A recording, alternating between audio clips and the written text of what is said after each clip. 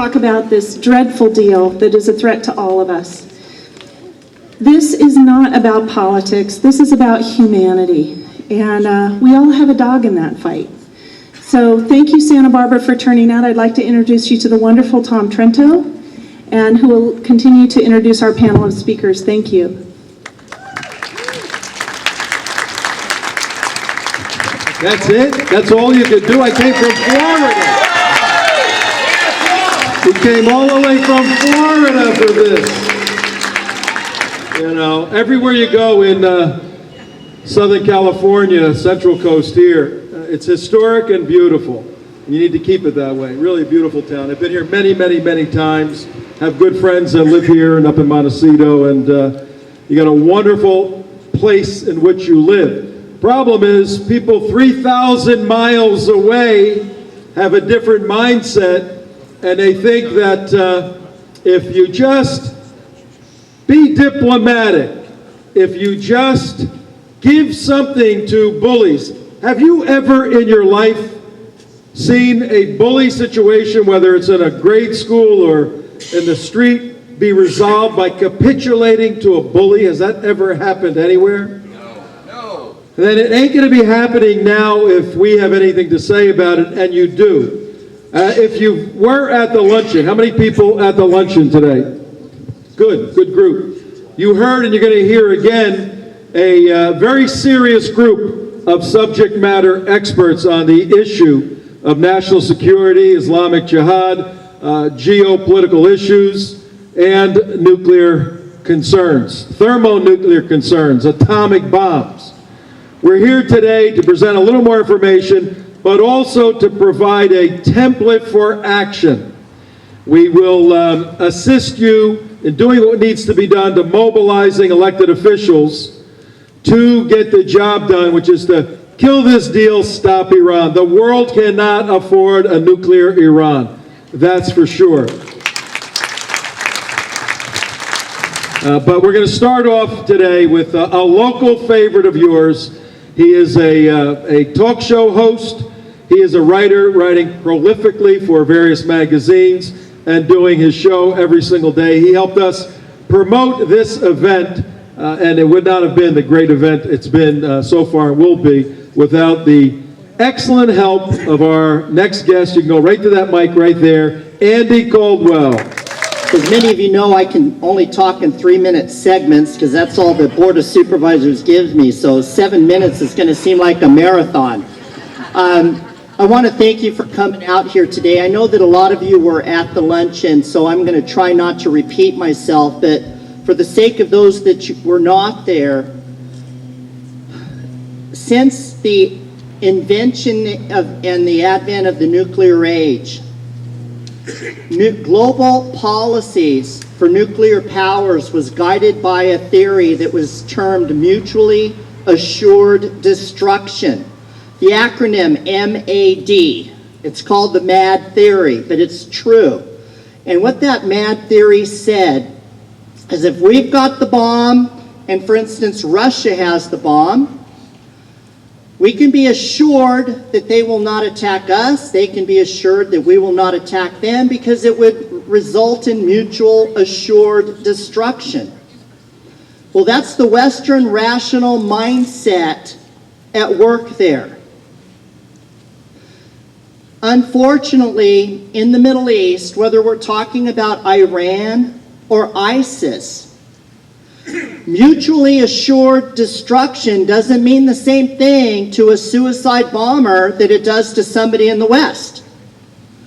And what I have likened our foreign policy to do is that John Kerry has been fitting Iran as a nation for a suicide vest of nuclear proportions.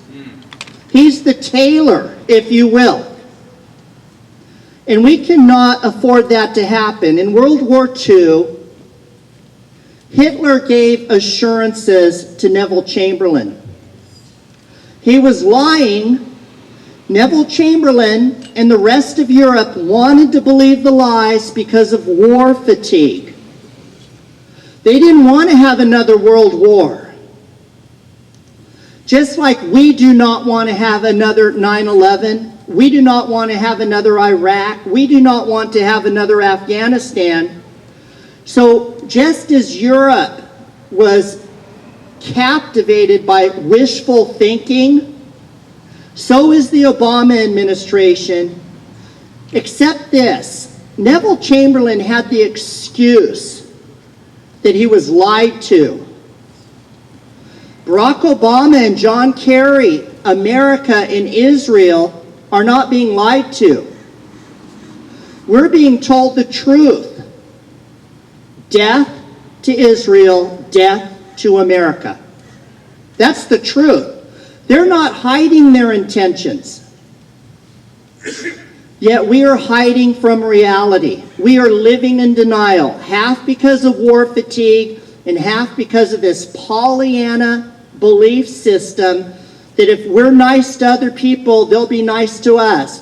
This was the president that was going to talk his way to world peace, and he has set us on the edge of global nuclear holocaust.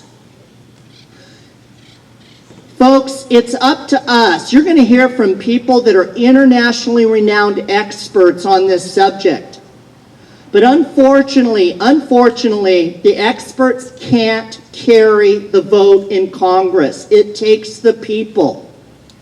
It's going to take an effort on every one of your part to contact people you know, contact congressmen and senators from throughout the United States, and demand that they listen to the plain spoken language that's coming out of Iran, death to America, death to Israel, because they're not joking. They're not bluffing. For decades, Iran has been a sponsor of international terrorism. I grew up in Lompoc. A guy by the name of Jim Search was one of the Marines who died in Lebanon in 1983 with 240 fellow servicemen. Nobody's ever been held responsible for that, and they've been killing and or kidnapping and or imprisoning Americans ever since. They are spreading war and terrorism throughout the Middle East, and they will come here, and they have been involved here, as these experts can tell you. This is not a partisan issue. This is an issue of survival. And the bottom line here is we cannot trust Iran or ISIS or any of these other powers that are bent on destruction with the nuclear capability, because they don't even have to hit us to destroy us. As the experts can tell you, they can just simply explode a bomb over the United States, and it's called an EMP attack, and it will disrupt our ability to live and survive as normal human beings for a long, long time because of what it does to computers and electronics. So I'm encouraging you to realize that Sharon brought a great group of experts. I've had some of these people on the show for a number of times over the years. They know what they're talking about. They're telling you the truth. This gets down to common sense. When they say death to America, death to Israel, they mean it. And if we don't take them seriously, we are going to find ourselves on the wrong end of nuclear proliferation, and there won't be anything we can do about it.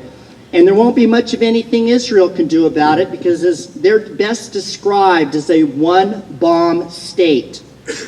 It is time to stand.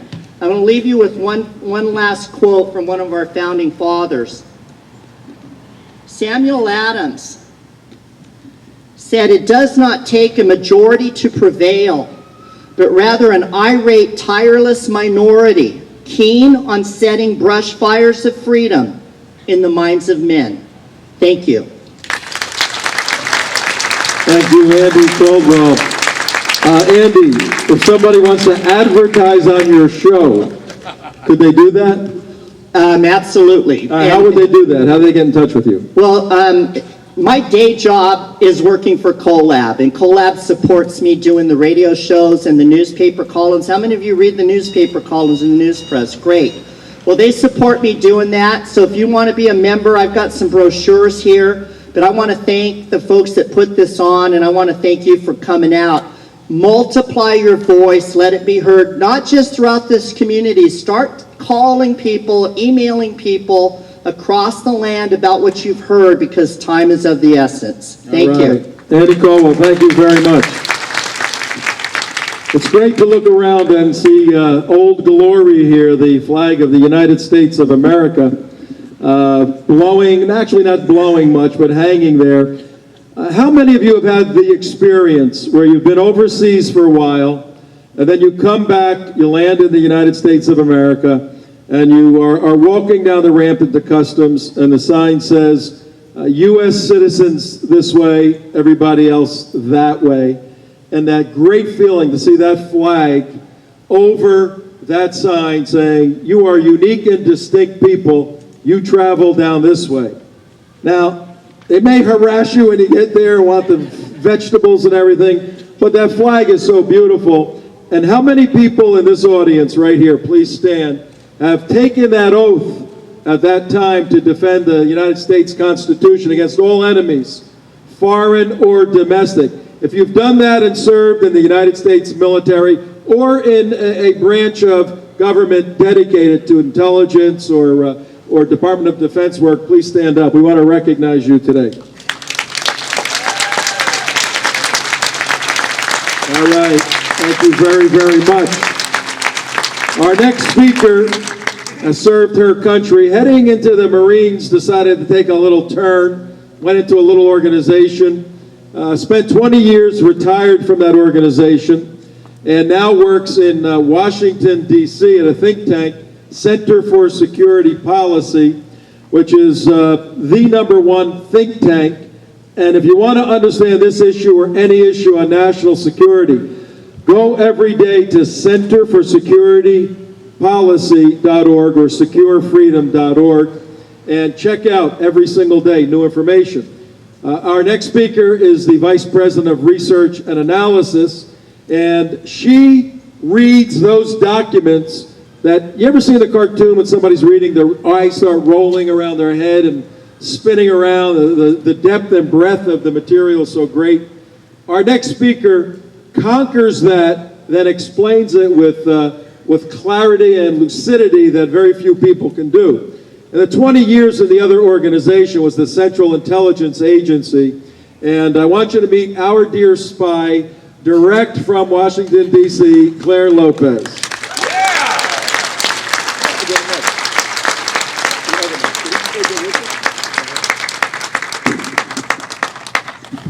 Thank you, Tom. Thank you very much for that interesting introduction.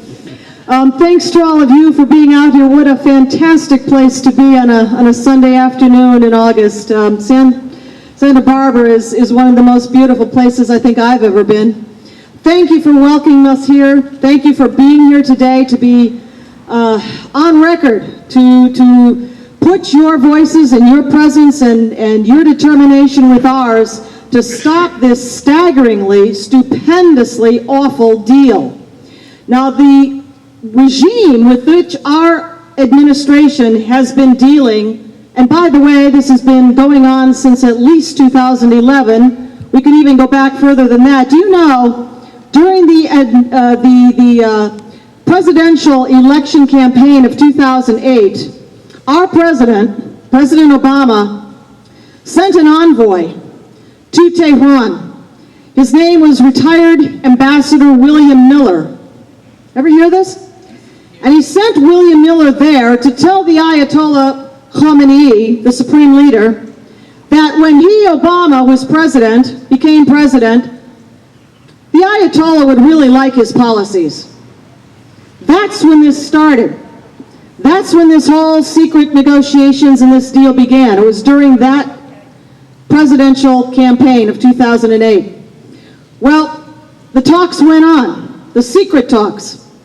And our ambassador to the Iranians was Secretary of State now, but at that time, Senator John Kerry of Massachusetts. He was the chairman of the Senate Foreign Relations Committee at the time. And he went in secret to Oman to talk to these mullahs and their representatives.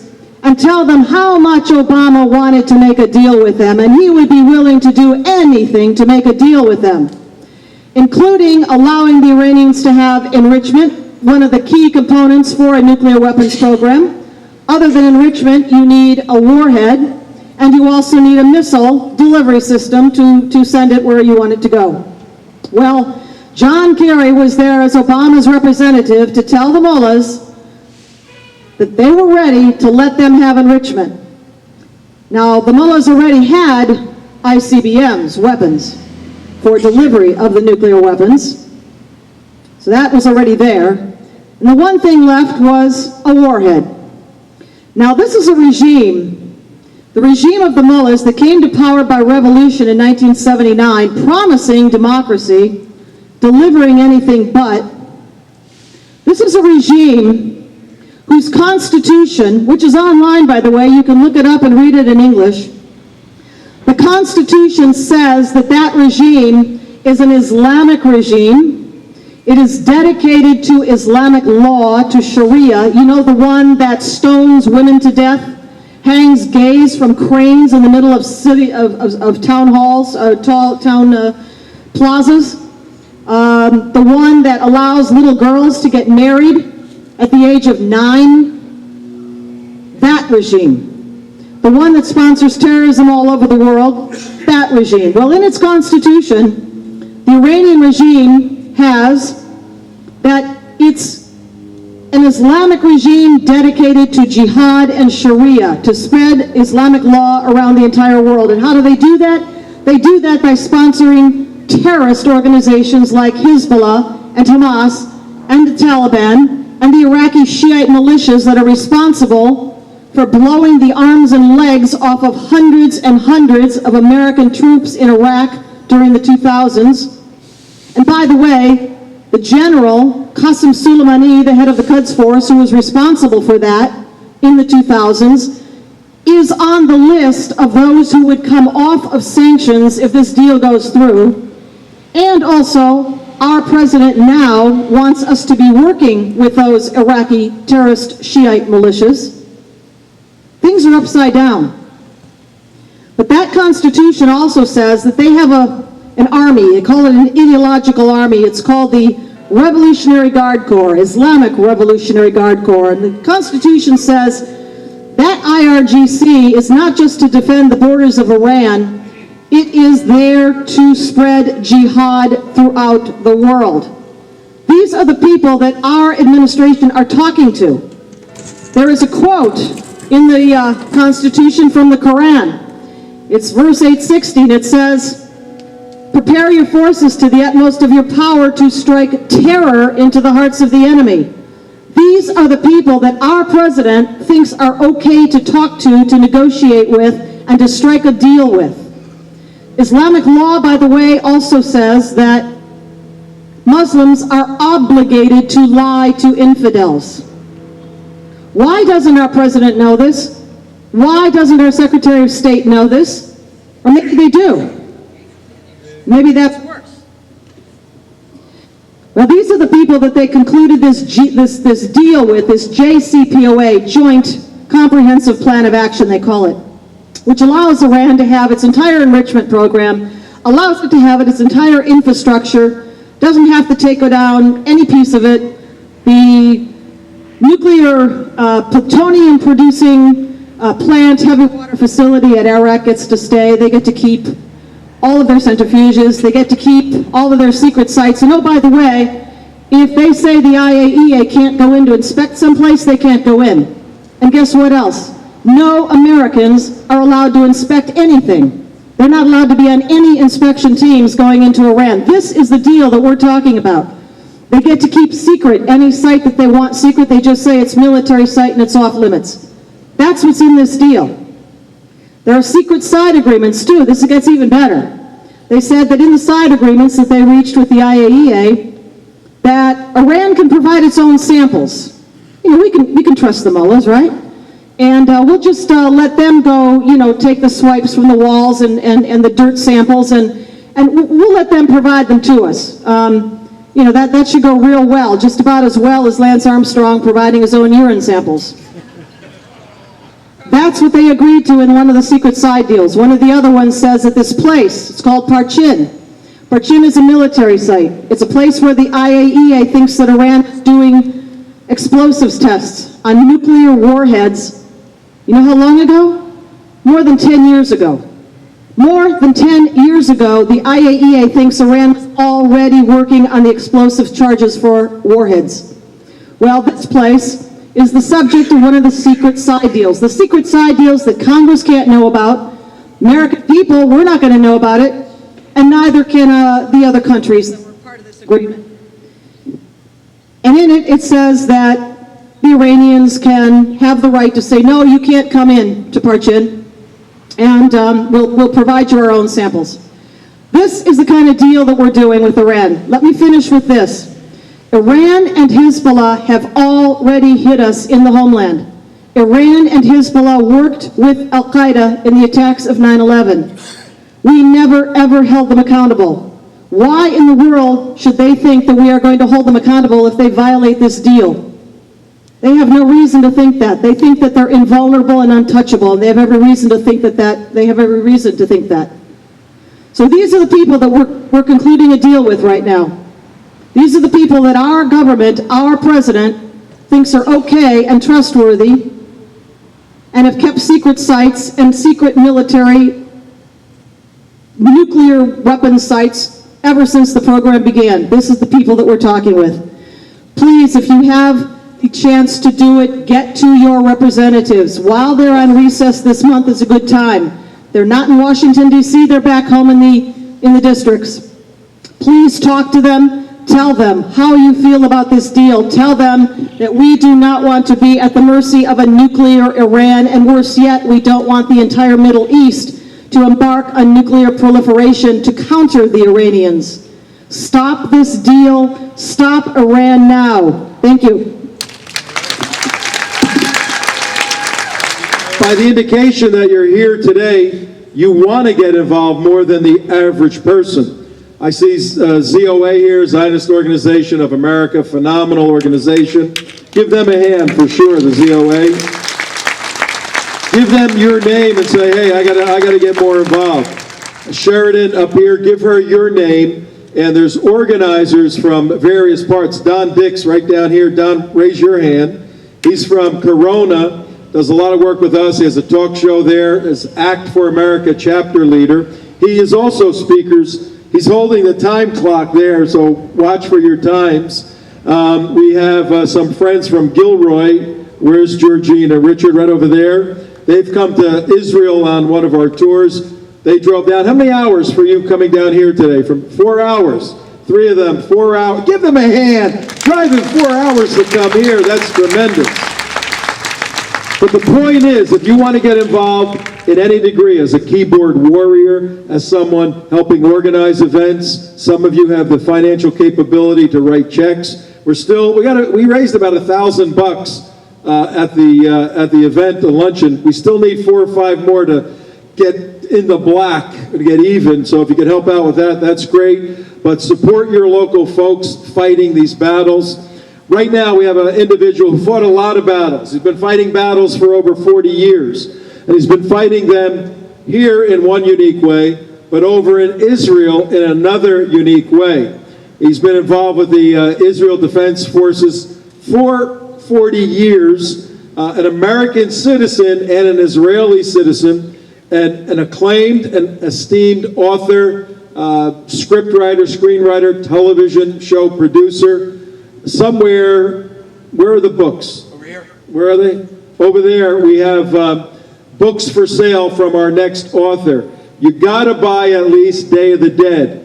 It's a fictionalized story of Operation Protective Edge, the war in Gaza, 50-day war last summer.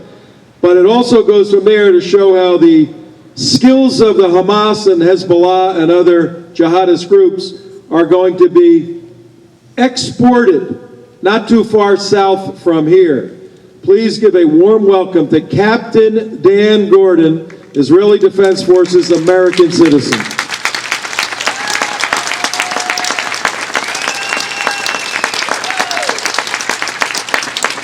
Thank you. Thank you very much. So by word of explanation, I was born in the United States, but I was raised both in Israel and the United States when I was of draft age. I was drafted into the Israeli army in 1973 in time to participate in the Yom Kippur War, which was my first war. I've been in 6 Middle Eastern conflicts. The last 4 and the last 9 years all had Iran's fingerprints all over them. After 9/11, I tried to volunteer for the U.S. Armed Forces and was politely told by the recruiting sergeant that a gentleman nearing 60 with a destroyed left knee and chronic kidney disease was not something that the U.S. military was absolutely in need of at that time, and wished me well in my continued career in the IDF. The deal that is being contemplated right now is literally nothing short of suicide. And I'm speaking to you as an Israeli American, not out of my fear for Israel, but out of my fear for my birthland, for the United States of America. If you want to know what an army is thinking about, you look at how it trains its soldiers. Right now you can go onto the internet, you can do it when you go home, and you can Google Fort Hill, Virginia. Fort Hill, Virginia is a $90 million training facility that was opened this year with great fanfare. And all of our soldiers, our combat soldiers, will go through the training in that complex. It is not, unlike in past years, a mock-up of an Afghanistan village or of an Iraqi village. It's not a mock-up of a Yemenite nor a Syrian village. It's a mock-up of an American city, complete with subway stations, subway cars. Why would American soldiers be trained to fight in American cities? It's not, as some folks in the black helicopter crowd believe, because we're going to declare martial law and take over the United States of America. It's because the military of the United States knows that the coming terrorist battlefield is not going to be in the Middle East. It's going to be right here in this country. And the way to it is being paved by this deal. Today, there are some 5,000 Hezbollah terrorists, which every security expert will confirm, that are in Central and South America and here in North America, but primarily in Central and South America. And they are there as a lever against the United States of America. It's an unwritten understanding that this government knows that if the United States of America tries to attack the Iranian nuclear facility, 5,000 Hezbollah terrorists will be told to migrate north, go across the border from Mexico, and carry out acts of terrorism in the United States of America. So right now you have a nuclear program that's under a terrorist umbrella. In 10 years, if the Iranians abide by this agreement, if they don't cheat, if they fulfill everything in the agreement, they will have an arsenal of some 200 nuclear devices and the intercontinental ballistic missiles with which to deliver them. One nuclear device detonated over the United States will create an EMP, an electromagnetic pulse, that will knock out the grid of the United States and put us back into 1850. You do not have the skills to survive in 1850, and neither do I. You will perish. Now, it doesn't mean that they will use that. It means that that's the umbrella. That's the threat. Because those 5,000 Hezbollah terrorists, just as the Constitution of Iran says, and Hezbollah is an Iranian military arm, are not going home. Hassan Nasrallah, who's the Secretary General of Hezbollah, is a very honest man. He's promised that in the next war with Israel, he is going to invade Israel. They're not going to stay in Lebanon, they're going to invade. And he's told how he's going to do it. He's going to do it through tunnels, he's going to do it over land. What people need to realize is that the Middle East is, for terrorism, an R&D lab for what they intend to do to the United States of America. When hijackings began, it was seen as a Jewish problem in Israel. They soon came to the United States and every Western country. Suicide bombings began, they then came to Europe. Pressure cooker bombers began in the Middle East, They then came to Boston. What is being carried out there is R&D for what will happen here. Those 5,000 Hezbollah terrorists who cooperate with Hamas, who cooperate with ISIS, will then be able to set up in northern Mexico, which is not governed by the Mexican government, which is governed by the cartels. Iran just unveiled a rocket called the Fakhra 313, which has a range of 300 miles. It is totally useless to Hezbollah against Israel because Tel Aviv is only 200 kilometers from the Lebanese border. It's only 150 kilometers from Gaza. What a 300-mile range rocket with precise guidance system enables you to do is to plant it in the hills of Tijuana and hit any target you want in Los Angeles. I am here to scare the living crap out of you. If you want the nightmare scenario, and I've been a soldier for 40 years, and the most terrifying thing I've ever seen was the advent of terrorist attack tunnels that ran underneath Gaza, came up inside Israel, came up inside kindergartens, community centers, dining halls. There were 6 terrorist tunnel attacks that were prevented by Israelis giving their lives to prevent them from killing civilians, some of them from my brigade. If you want the nightmare scenario, think of 5 rockets being fired from the hills of Tijuana at Los Angeles. One at the 405, one at the 101, one at the 10, one at the 5. You've just shut down LA, and you've created the largest kill zone any terrorist could ever dream of. If you want another nightmare scenario, imagine 1,000 Hezbollah terrorists doing what Nasrallah has said that he will do against Israel, invading underneath the international border from Tijuana into downtown San Diego. They don't need to dig a tunnel, my friends. They just need to rent one from the drug cartels with whom they've established ties already. If you want to know what the low-hanging fruit are in San Diego, half the Pacific Fleet is at anchor there. 1/2 of our naval special warfare forces are in San Diego. They are not allowed to carry weapons. It is the policy of the United States of America that American military personnel may not carry their weapons on U.S. installations. To an Israeli soldier, that's insanity. An Israeli soldier can never be separated from his weapon. Once you separate a soldier from his weapon, he's no longer a soldier, he's a victim. He's got a target on his back. We've just lost 4 Marine soldiers at a recruiting station because of that. We're going to lose more. If you want to understand where this deal leads, it leads to Hezbollah, which is going to continue its terrorist activities, operating from within northern Mexico, embedded within Mexican civilians. There is no American administration that will authorize an aerial strike against a place that will have collateral damage against Mexican civilians, or a ground incursion. The way Israel dealt with the terrorist tunnel attacks was, the night of the first terrorist tunnel attack, we invaded Gaza.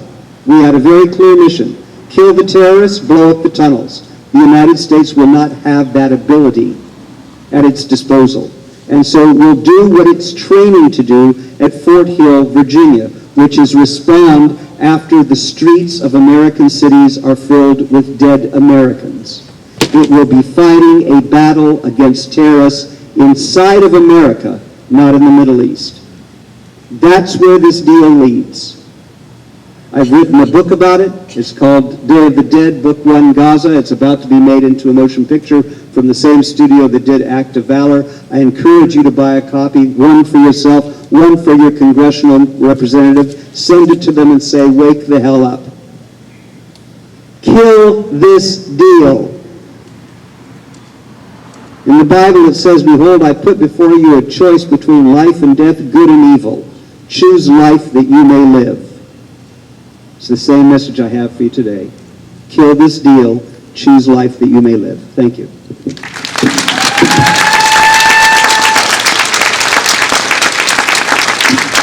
Thank you, Captain Dan Gordon. Definitely get the book, folks. And if you want, what you should do, and I forgot to tell the folks earlier at the luncheon, spend a half hour Googling, I may need that. What's the name of it, Claire? IranTruth.org. IranTruth.org. Center for Security Policy's a centralized website on this issue. Google Operation Protective Edge. Protective Edge.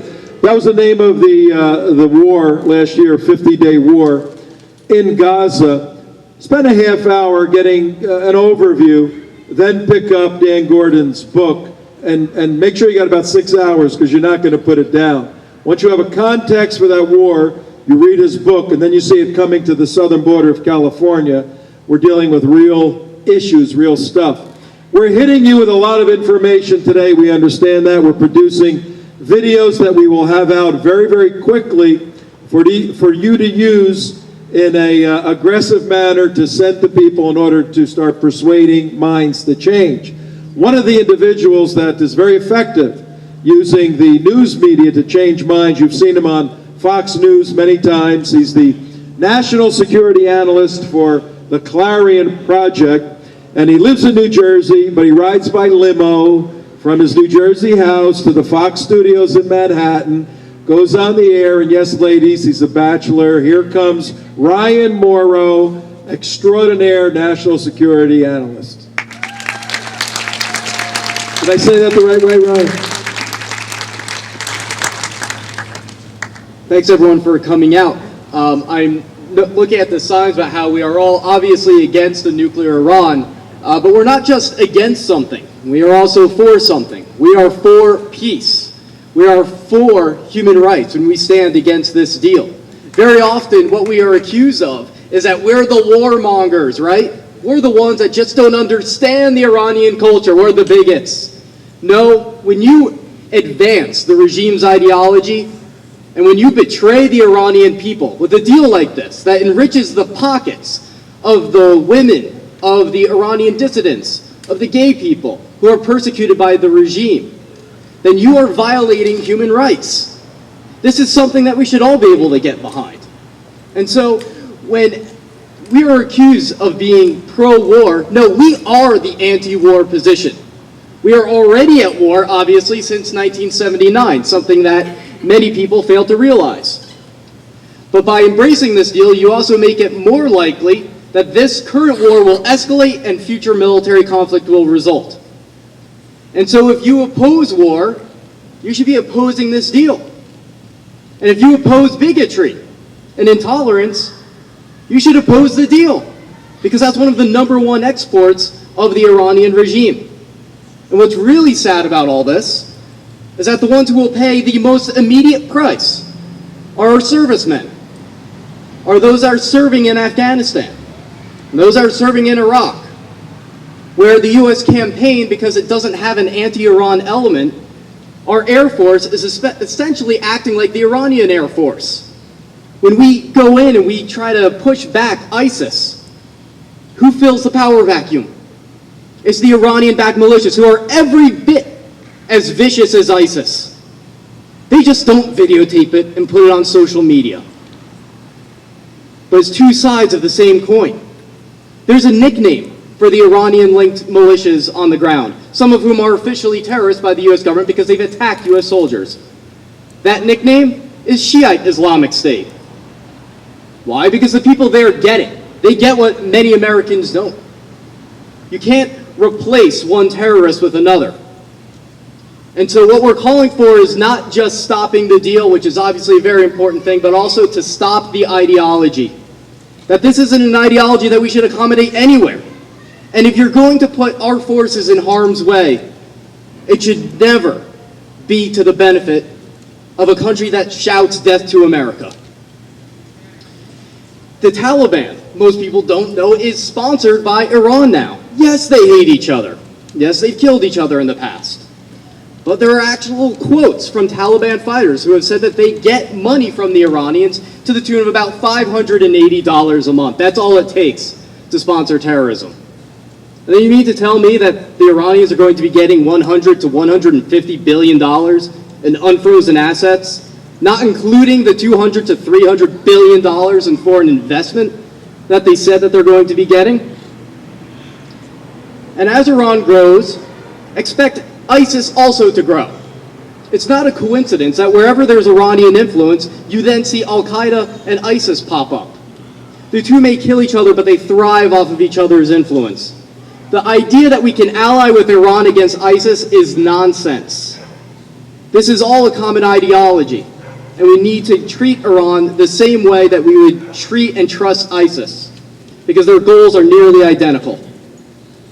And as we discuss this with people in different political parties and different spectrums in politics, we have to recognize that the common values that all of us say that we want to advance, peace, human rights, that we are not opposed to that, and in fact we are advancing them, and that's the point that the former co-chair of Hillary Clinton's presidential campaign in 2008 said the other day in an op-ed. He said that the deal is incompatible with progressive values. What could be a greater violation of progressive values than empowering a regime that hangs gay people in public and then tells everyone about it as if it's something to be proud of? And as Iran basically hunts our soldiers in places like Afghanistan, the response has been silence or sanctions of individuals. Since 2001, you've had Iranian armaments, and sometimes directly Iranian operatives, killing and wounding our soldiers. Don't forget about those who have just been wounded. Or even just about the fact that when they serve there, they miss out on their kids growing up. There's a price that is paid by every single member of the U.S. military over there. And for us to enrich the Iranian regime that way, to give them more money to hunt our soldiers, is really a frightening thing. When the well-being of our soldiers is not the top item in every decision that we make related to foreign policy, then we've really lost something. And since 2001, when American soldiers have been constantly targeted by the Iranians, very often they would trace the weapons back to Iran. Why? Because there would be Iranian markings on them. They wouldn't even bother to take them off. Not just because they're unafraid of us, but because they wanted us to know. They were proud of it. Every single one of those factories producing those weapons that got traced back should have gone up in smoke. We can't ask our troops to serve us and put their lives on the line and then not defend them because we're afraid of offending the Iranians. But that's one of the components of this deal, is that for the sake of the U.S. military, we have to stop this deal. And I'm tired of us acting like we're the weak ones here, as if we're the ones that don't control the future. The Iranian regime and the Islamic Revolution is not as strong as they make it sound. We have a lot of tools that we can use in order to fight them, and we've only used a very small amount of them. So I hope that today, overall, on top of stopping the deal, that all of us support a policy to end the Iranian Islamic Revolution, to help the Iranian people win the freedom that they deserve, and for the United States to stop acting so weak and recognize our enemies for the weaklings that they are, and start acting strong again.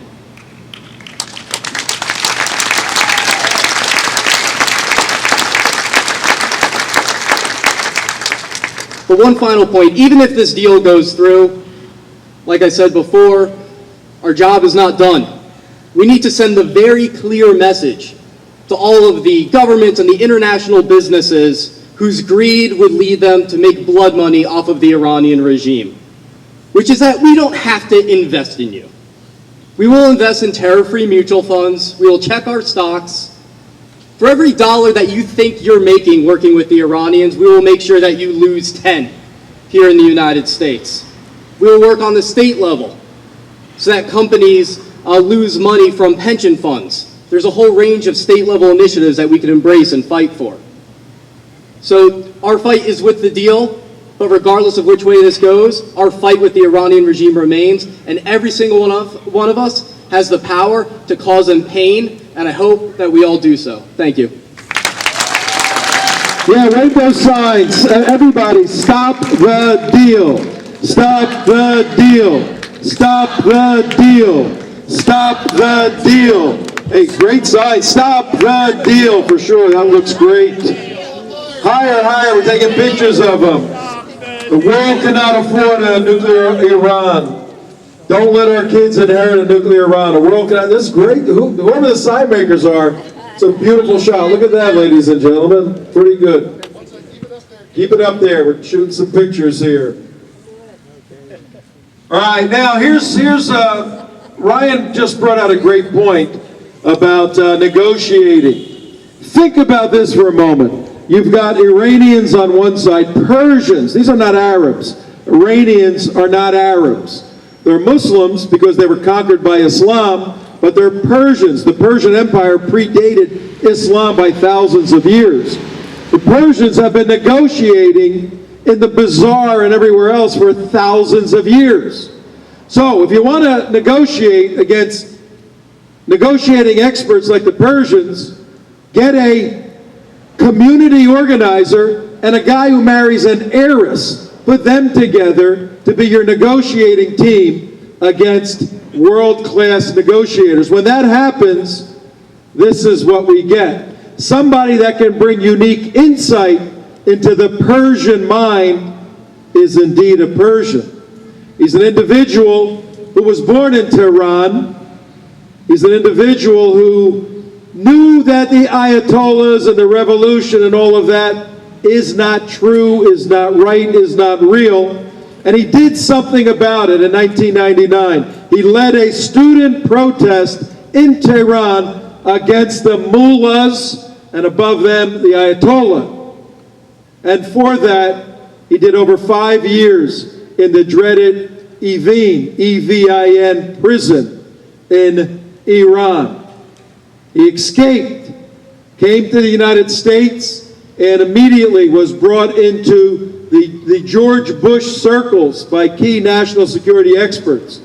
And that led him on a tour around the world, speaking in the Knesset in Israel, in Canada, in Europe, all over. I met him years ago as he was on this pilgrimage, this process to unite Iranians against the regime. We are very fortunate to have an Iranian here today who saw this from the inside and is now outside telling us the truth about this deal. Welcome warmly, please, Amir Abbas Fakraar.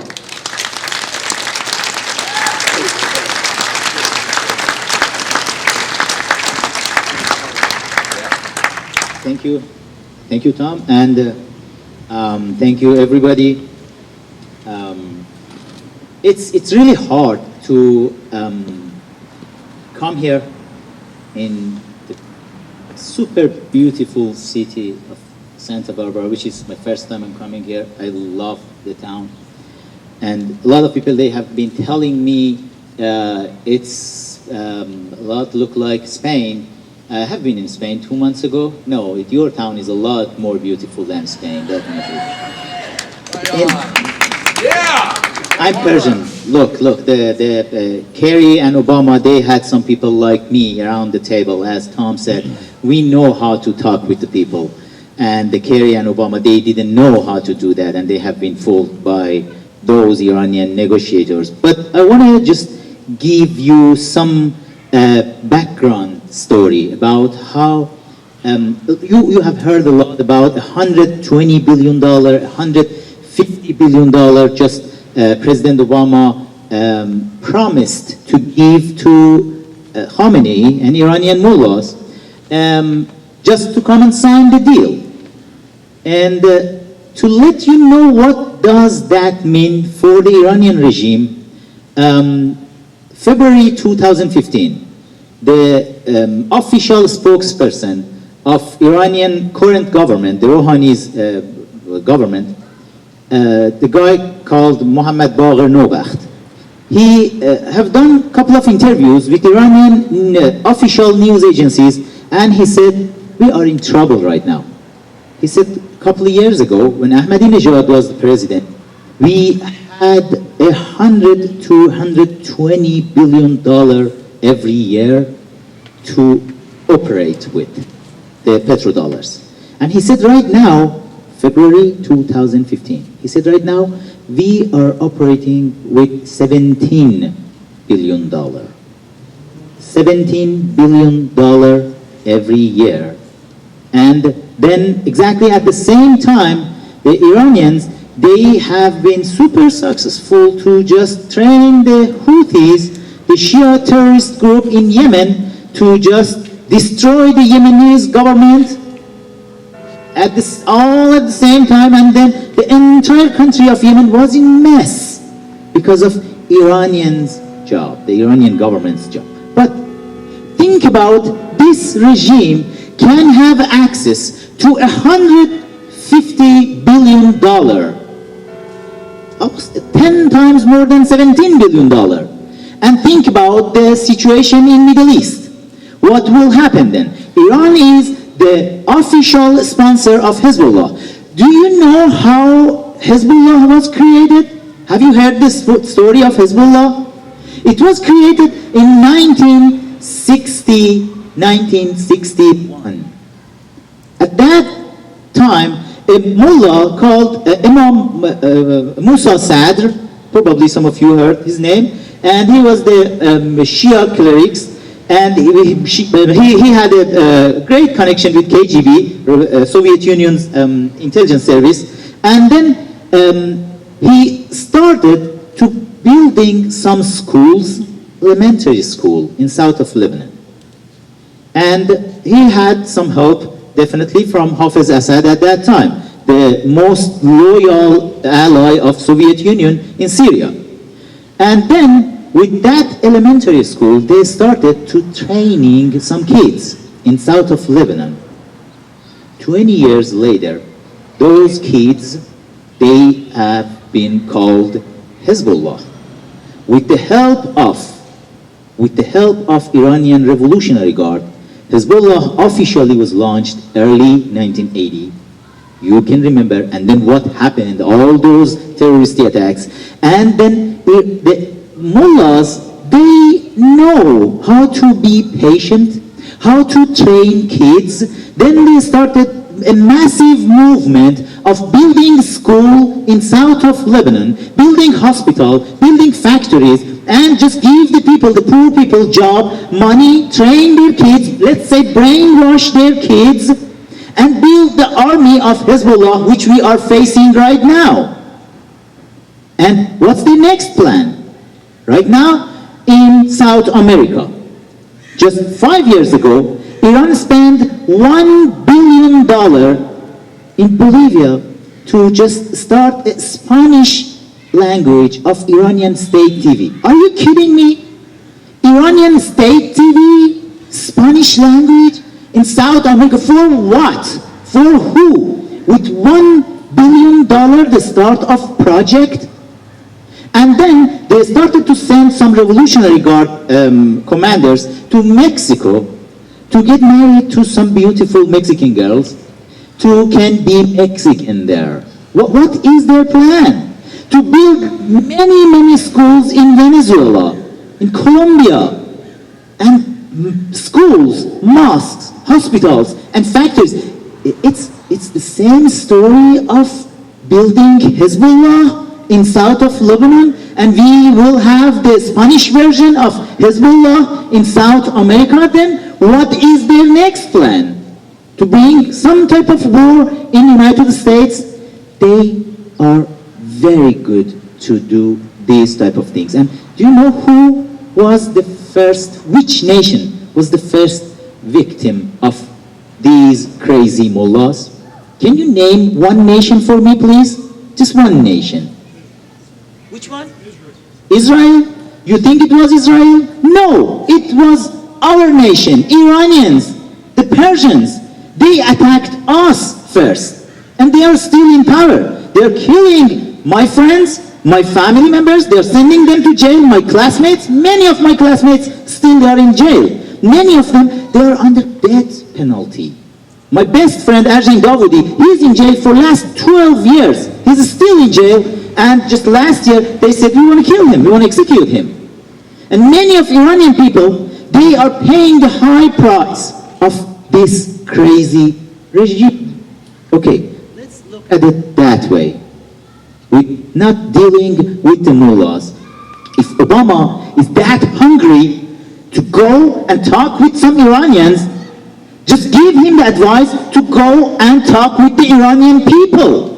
Go and talk with the Iranian new generation, Iranian students who have been killed in the street in 2009, and Obama ignored them during the Green Movement. If he wants to go and talk with the person, he needs to go and talk with these people if he wants to have something for his legacy, for his library.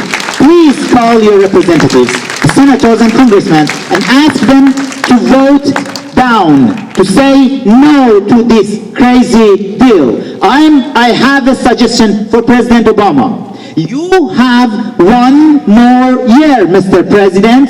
Please enjoy, play golf, and then go home, go to your library, and go around the world and make a speech, and don't do something like this to let us see in 10 years. Millions of people have been killed in Israel, in the United States, in Europe, with the Islamic Republic of Iran's atomic bomb. Thank you.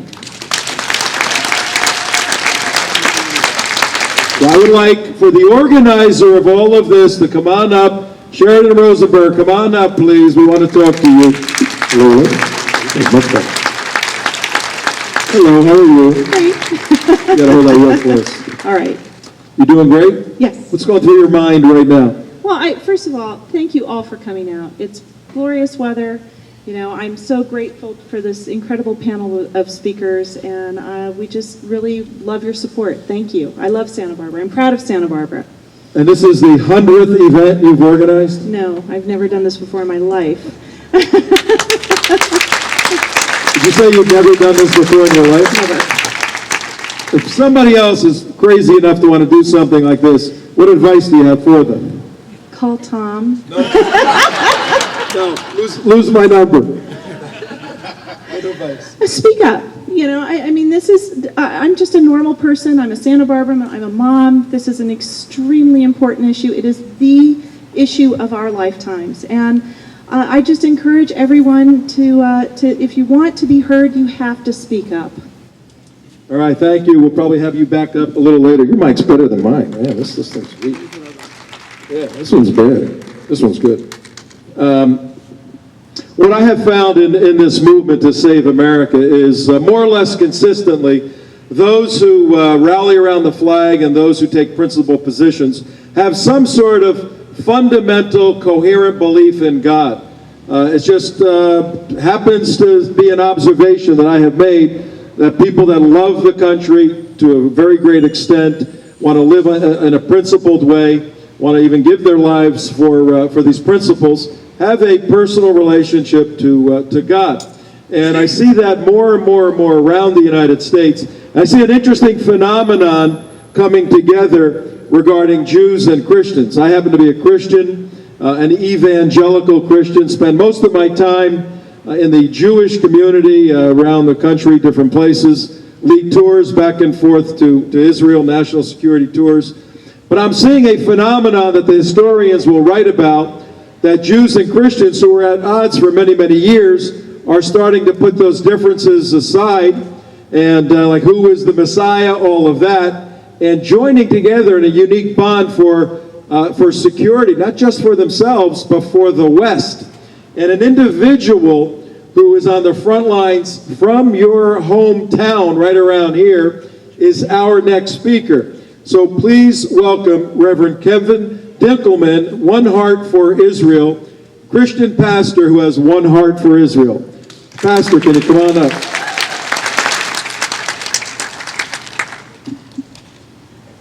A lot of things make my blood boil. One of the things that the president said was that this is no longer a Christian nation. I got a big surprise for that president. This nation was founded on Jesus Christ, was founded on God of the Bible, the God of Jacob, Abraham, and Isaac. It was founded, and this nation wouldn't be here today if it were not for Jews helping America at the very founding of our fathers. This nation has always been a Judeo-Christian nation, always. By God's help, this nation always will be. And Pastor, and I preach this to my congregation, and each time I have an opportunity to speak, I believe the Bible is the Word of God. I'm not here to convince you of that. But you can come and say, I don't believe the word in the Bible. I'll take that. My answer to that is, you check it out. I have. If you can find some faults in it, best of luck to you. I've tried to argue with God. I lose every time. But I want to say this. The The Bible is clear about something very specific. The Bible tells us that 3 things will last until the Messiah comes. I'm sorry to say that America is not one of those 3 things. But I will tell you what the Bible does say. 3 things that will last until the Messiah comes. Number 1 of them is the Word of God. Number 2 is the church. And number 3 is Israel. The Bible also says, I will bless those who bless Israel, and I will do something really bad to those who do something really bad to Israel. Guess which side I would like to stand on?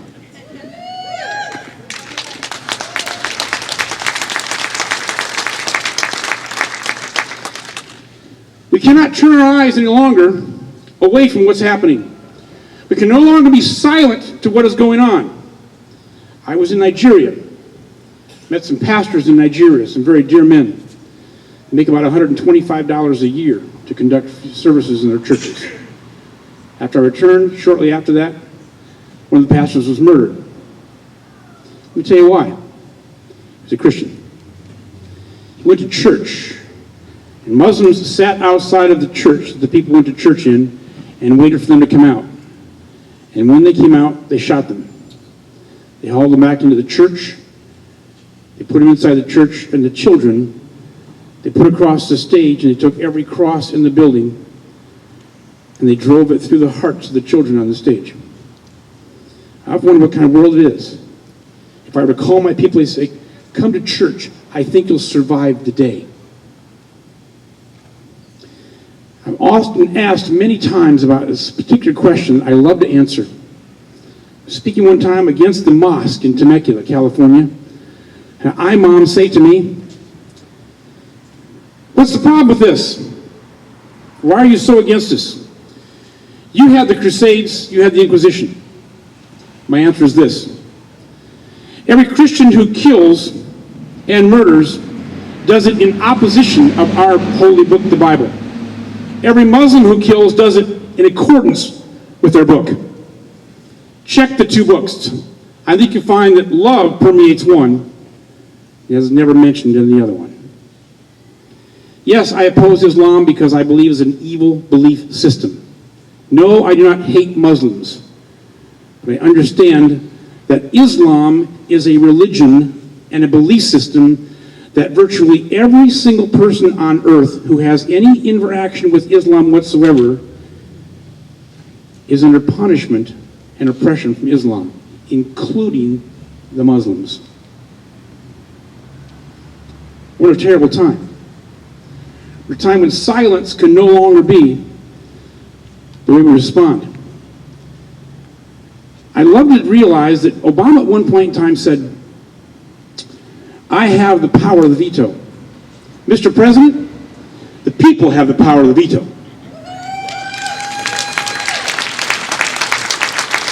When the people speak up and are no longer silent, Mr. President, your lies will show you out. I lost my health care, folks. The president lied to me. I'm paying $2,700 more for me and $2,700 more for my wife every year because the president lied to me. The president comes and tells me, this is a good deal. And everyone in America knows this is a terrible deal. Not only that, it's a destructive deal. Not only that, it is an evil deal. So what must we do? Listen, when we say to you, when we stand up and say to you, you must not be silent, we are dead serious.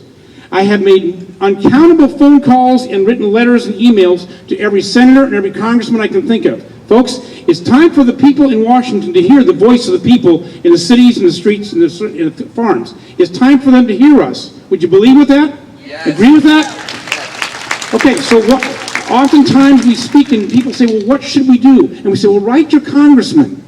And you walk away thinking, okay, I'll write a letter to my congressman. Let me tell you something. Every letter and every phone call that a congressman gets, they consider that represents 500 people in their constituency. So if they get 500 letters, it's going to get their attention. Not only that, listen, we're taking you out. If you are not going to represent us, guess what I'm going to do next time? I'm going to vote against you. And I'm going to tell everyone about it. And we're going to take you out of office. Because we're going to be represented by the principles that got us here and made America great. I still cry when I weep when I see this flag come out, when I put my hand over my heart. I still have pride in my soldiers and the people who have served and sacrificed for this country. I love this country. My dad served in World War II and was injured there. My brother served. I served. We've served this nation. We're proud of this nation. Mr. President, you never served this nation.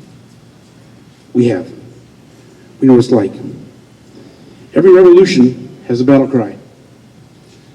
Oftentimes in America, you've heard things throughout all of our history of remember the Alamo, or remember Pearl Harbor, or remember 9/11. We must not forget our history.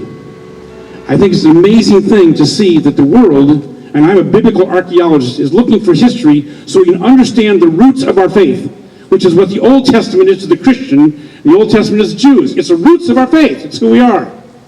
But I find it interesting that Islam is trying to destroy all the roots and all the history.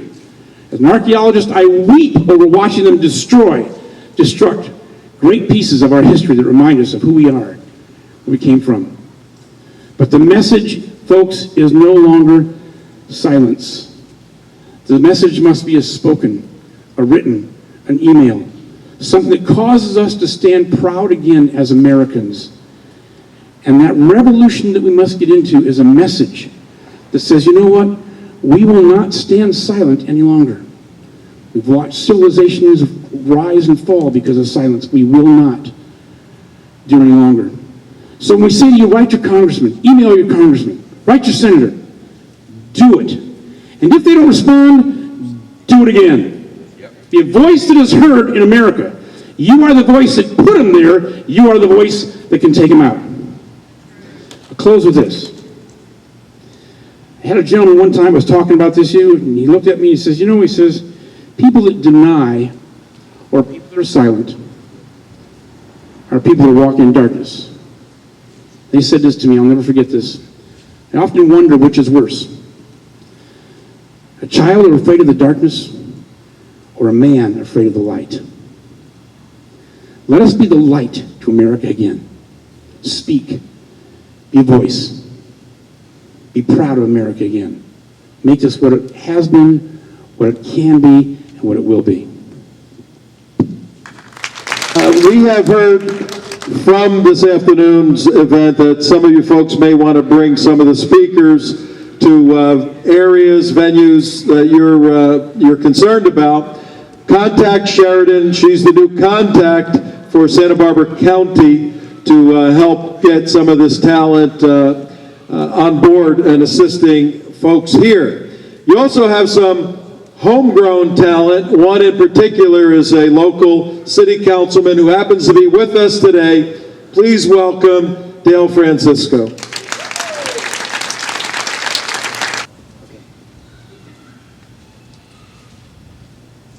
Thank you, everyone. Thank you, Sheridan, for putting this together. Thanks to the wonderful people that she's invited here today, and thanks to all of you for being here. I'm Dale Francisco. I'm in my 8th year on Santa Barbara City Council. I recently became chairman of the Santa Barbara County Republican Party, but what we are here today to discuss is not a partisan issue. It is one of the most important foreign policy decisions of our lifetime. We are at the threshold of an historic mistake, a mistake whose consequences our children and grandchildren will have to live with, or possibly die with. It is often said that those who will not learn from history are condemned to repeat it. So let's take a lesson from the past. Let's listen to President Bill Clinton at a press conference announcing a nuclear deal with North Korea in 1994. Tell me if any of this sounds familiar. Here's what President Clinton said. This is a good deal for the United States. North Korea will freeze and then dismantle its nuclear program. South Korea and our other allies will be better protected. The entire world will be safer as we slow the spread of nuclear weapons. The United States and international inspectors will carefully monitor North Korea to make sure it keeps its commitments. Only as it does so will North Korea fully join the community of nations. Despite President Clinton's assurances, 12 years later, North Korea tested its first nuclear weapon. There is an enduring illusion among America's political left, the belief that American imperialism, American ignorance of other cultures, American arrogance are the root of all the world's troubles.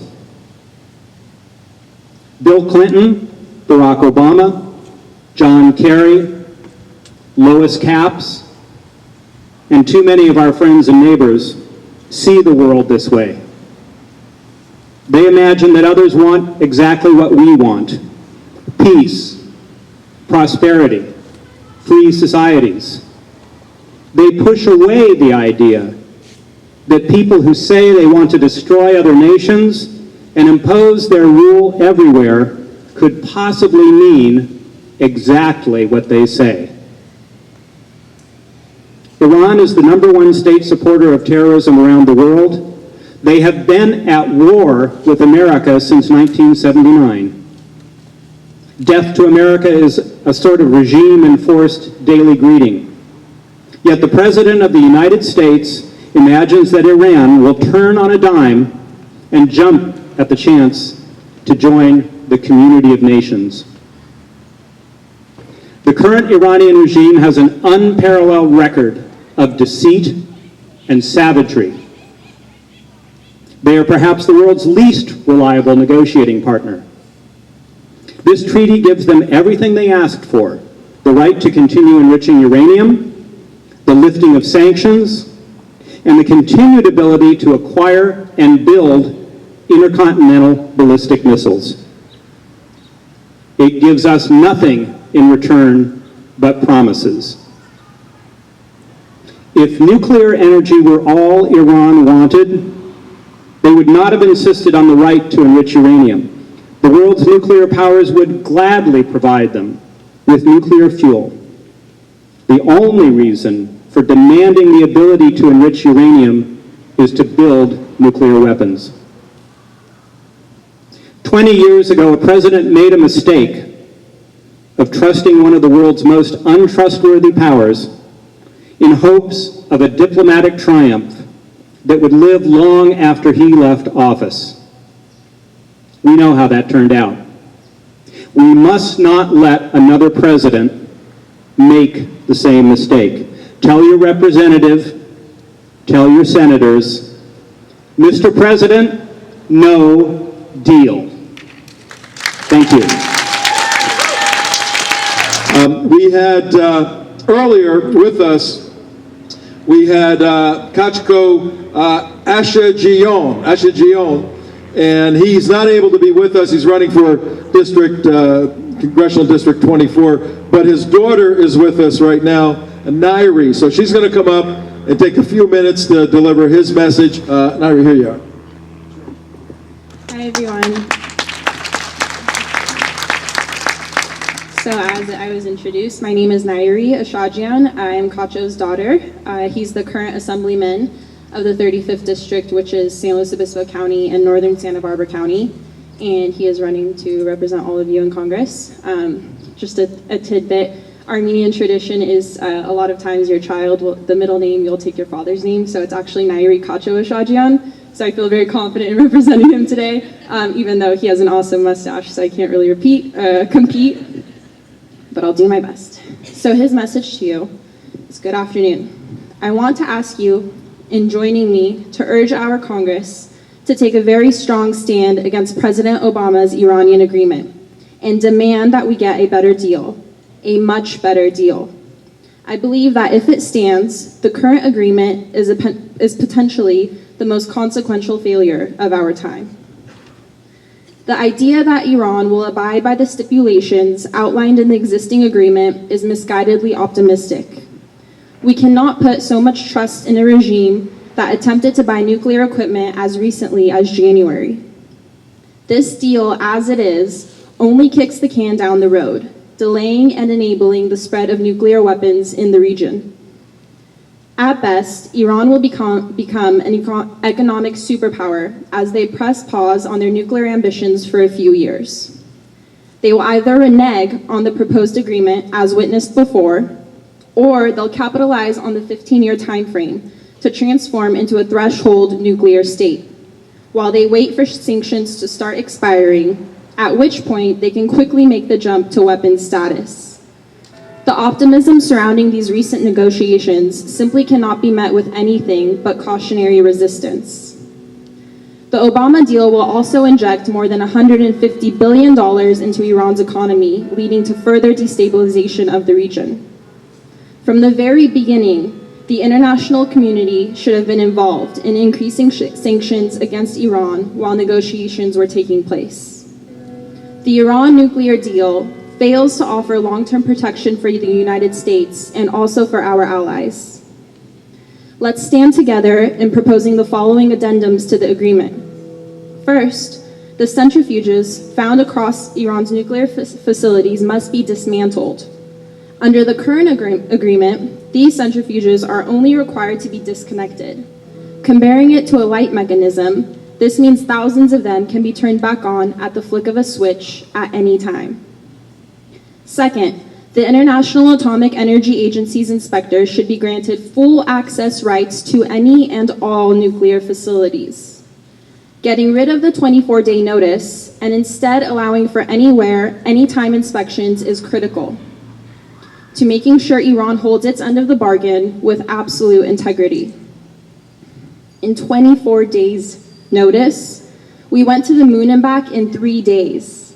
Can you imagine the magnitude of what can be accomplished in 24 days, or really what can be hidden?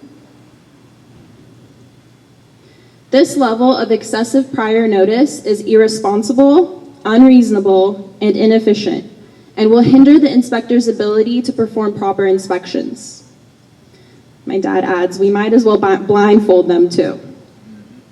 Any agreement that does not enable the inspectors to perform thorough verification, including no advance notice inspections, is a demonstration of the naive hope that Iran will transform into a responsible Middle East member. We cannot afford to take such a risk. The third addendum, we must release sanctions at a gradual rate as Iran showcases full commitment to the agreed upon negotiations. This addendum will protect what the current sanctions have already accomplished instead of immediately opening the floodgates and injecting Iran's economy with billions. Supreme Leader Ali Khamenei's #1 priority is to hold on to his position of power. Releasing sanctions will stabilize his position of power and amplify the potential of Iran's nuclear program. This cannot be taken lightly and must be reconsidered. If the current deal with Iran succeeds, in just a few years, Iran will have established a very powerful nuclear program and the necessary infrastructure to deliver its developed weapons. If the arms embargo is lifted, Iran will surely obtain even greater weapons, threatening not only the United States, but also our allies, which will construct an irreversible spiral of chaos and a world of terror. My father recently made a trip to Israel about 3 years ago, and I remember him telling me that during one of their tours along the border, their tour guide had mentioned, please observe the women here, what do you notice? And they all kind of looked and didn't say anything, and the tour guide said none of them are wearing high-heeled shoes, because if there is a threat of homemade rockets being fired on them, they only have 15 seconds to run for shelter. And we're talking about homemade rockets, so imagine if that turns into nuclear weapons. The pamphlets you received today outline 5 imperative improvements to making the Iran nuclear deal an acceptable one, including the 3 I just spoke about. Please make these proposals your own and send them in to our senators and representatives today. There is a proverb in Arabic that, I don't know Arabic and it's written in Arabic, so I can't say the Arabic part, but I'll translate it for you. And the idea is that if you do not outfox the other side, the wolf will eat you. So that's kind of the approach for these negotiations. We're not coming from a position of strength here. We must stand together and make sure we get a good deal. Thank you, Sheridan, for organizing, and thank you to all the panelists for coming so far to offer your perspective and intelligence, and to the many volunteers who devoted their time and energy to making this valuable afternoon possible. On behalf of CACHO, thank you. Now we're going to have a final speaker, then I'll put a couple of closing thoughts together. Dr. Philip Luben from UCSB, right around the corner, is here, a physicist, teaches physics there. Come on up, sir, and share your thoughts on this deal. Okay, thank you. Don't worry about voting for me because I'm not running for anything, as I don't want your vote. In fact, I'm much more comfortable with a group of nerds that want to talk numbers rather than talk politics. So I don't know how I got dragged into this, but okay, because I teach, I actually run into a lot of interesting and diverse opinions at the university, and you would think would be a land of knowledge and enlightenment, but I can tell you that ain't the case. Okay, I'm not in English, so. And I tell my students outside the classroom, I don't talk politics in the classroom. I only do math in the classroom, okay? It's geek speak, yeah, no politics in classroom for me. Sociology department, on the other hand, they talk politics all the time, and I get into great arguments there because they're wonderful to disagree with. There are many times in life when you don't take a stand on something, you're in fact taking a stand for exactly the opposite of perhaps what you want. And this is incredibly important for you to understand. For a stand, if you take no stand, you oftentimes take a stand for more injustice, more violence, and a world filled with more hate and strife. It's nice to be nice to others, but in fact, not everybody in the world shares your opinion. So to those, my friends who are not Americans by birth, who may have come from far away, or perhaps from Iran, as I've met a very beautiful set of friends here today, it's not the Iranian people that we have an argument here. It's not they who we wish to disagree with, for they can be our friends and allies, but we have to strive to embrace their need for freedom and to throw off their shackles of oppression. It's the tyrannical Iranian entity, and I think you should use the word entity rather than state, because it's a police state in Iran. And I've never been in Iran, but I know enough about the world to realize Iran is a police state, the same as North Korea is a police state. I have no desire to live in a police state.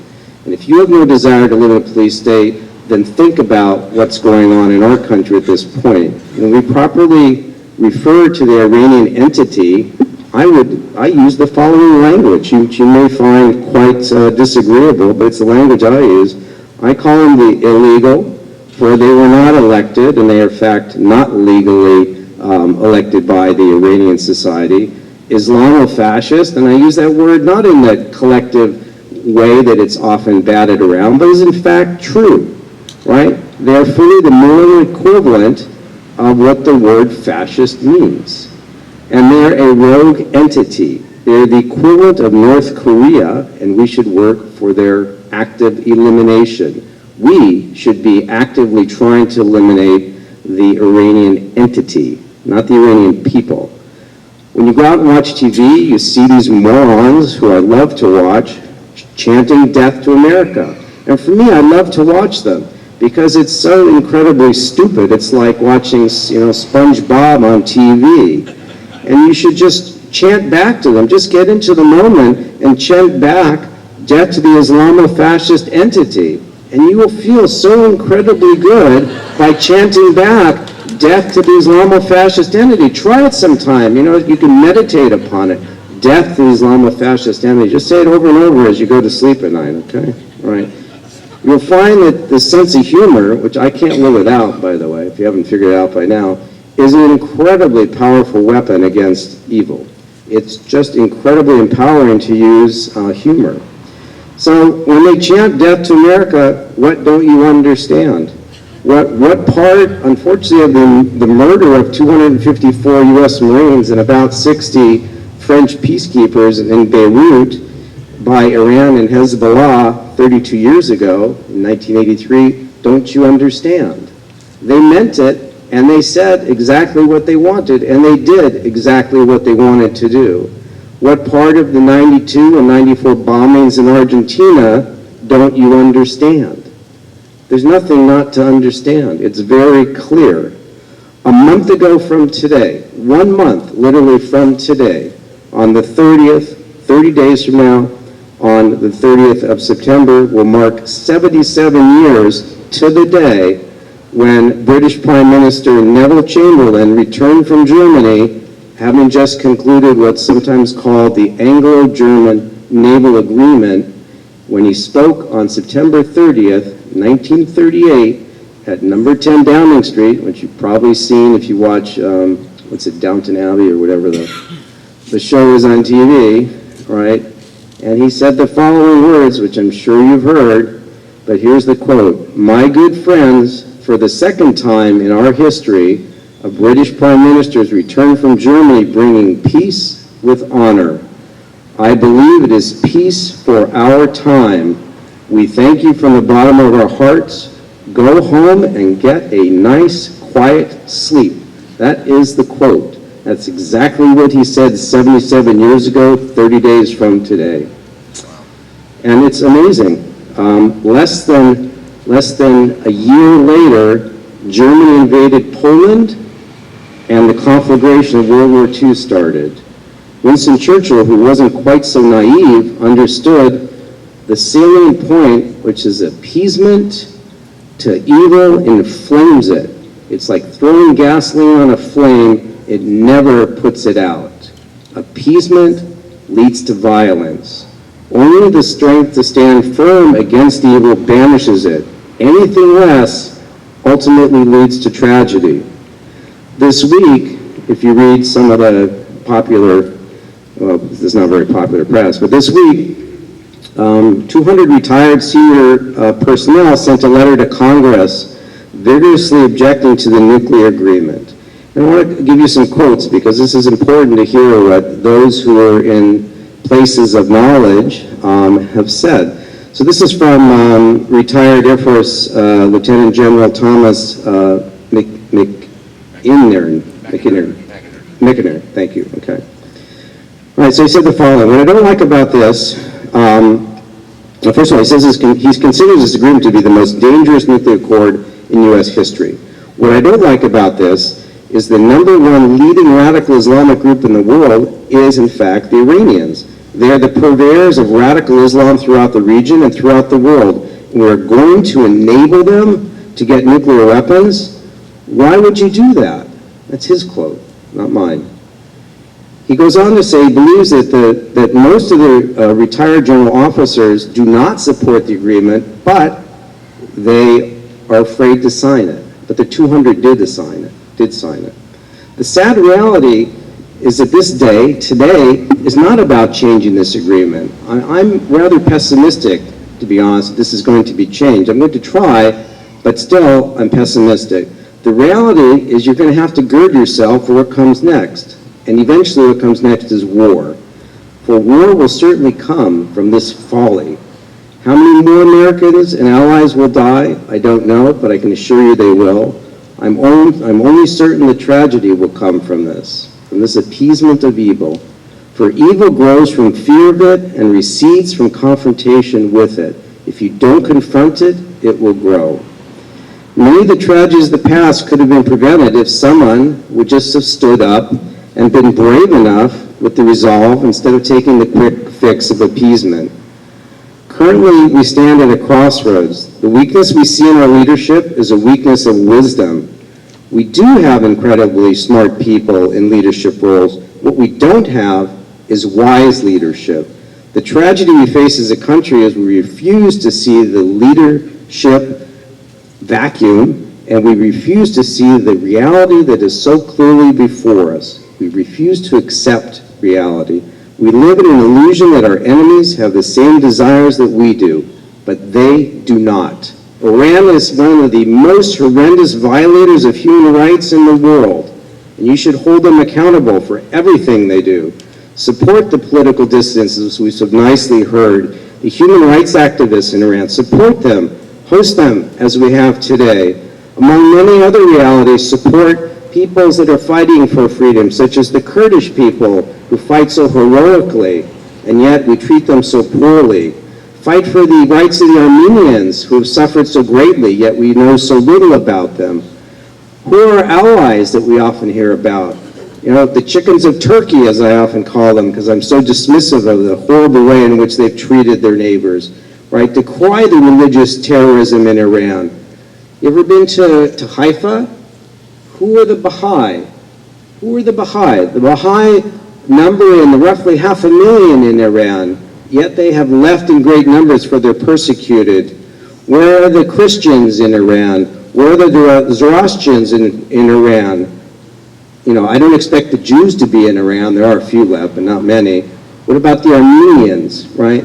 Why did the Baha'i take their international headquarters and move it, of all places, to Israel? So, unfortunately, our current president will likely go down as the most divisive in U.S. histories. So let me just jump to the end there. So when you think about it, try to understand the roots of evil. Don't be afraid to be politically incorrect. Just try being correct. It's not so hard. And above all, do what I do throughout life. Use humor, and smile. It does an amazing world of good. Be strong. We've faced much worse in the past. We will prevail if we stand strong together and united in a just cause, which it is. Thank you. Luben, all the rallies and all the stuff I've done, that's the first time our concluding speaker has been a physicist who's a comedian. I mean, that was, but if you listen carefully, very, very deep, very important information he was providing. And we got a couple more minutes, then we're done. It would be perfect, Dr. Luben, if you got organized maybe with Sheridan and others to actually teach, some courses on this stuff. I teach courses on nuclear weapons. Teaches courses on nuclear weapons. We'll add the geopolitical component into that, and that's what we need to do. We need to get more involved in understanding the deeper elements. All right, like a good a good New York Broadway play, you ask the cast to come out at the end. First, let's give a round of applause for Sheridan Rosenberg right here. We'll put all of this together. Sheridan, you can stand up. Just stand up there. She still could use some donations to help offset costs. And then the rest of our cast, the dancers, the singers, the violinists, everybody else, stand up.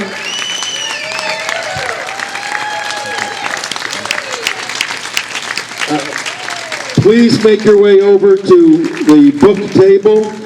Captain Dan Gordon will be signing Day of the Dead. Just a couple of concluding thoughts on my part.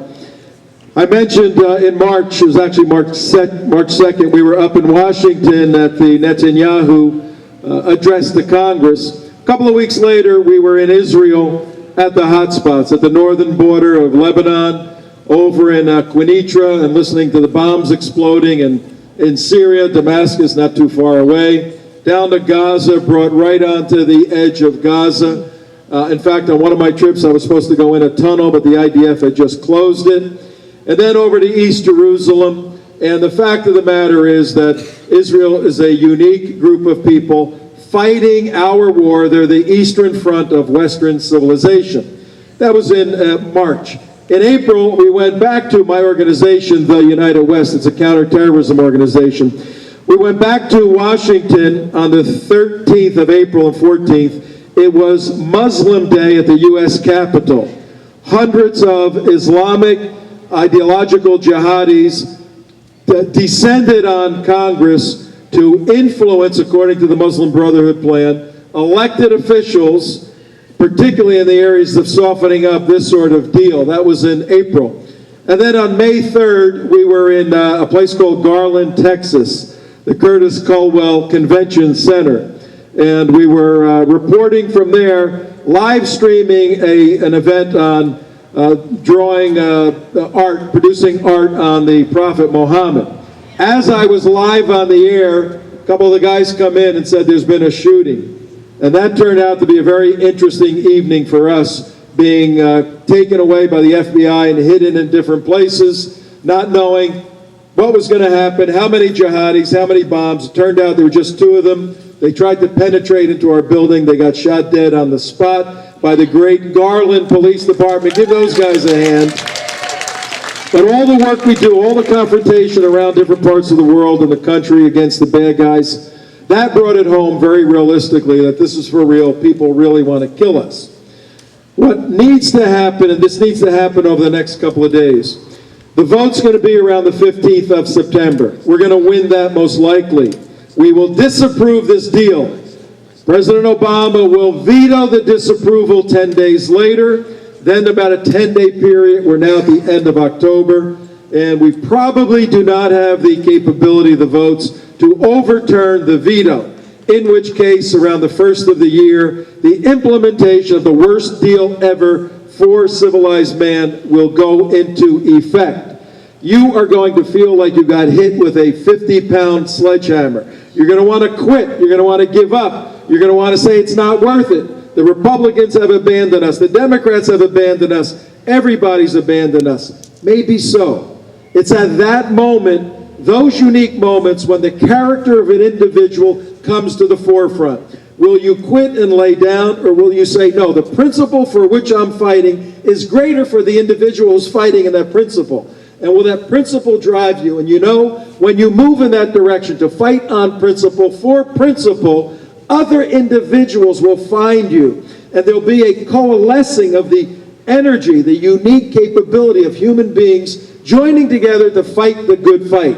That's what has to happen. The next important date is November 8th, 2016. There are enough Republicans, enough evangelical Christians who have to get off of their damn asses and get out to vote. It's critically important.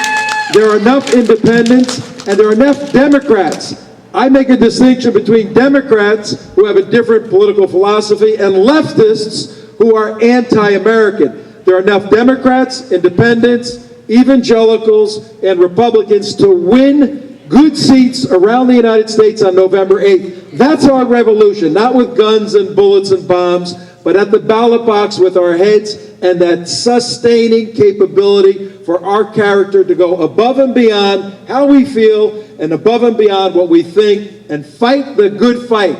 That's what we want to leave you with tonight, folks. Fight the good fight. It's worth fighting for, and it's worth dying for. Have a wonderful evening. God bless you.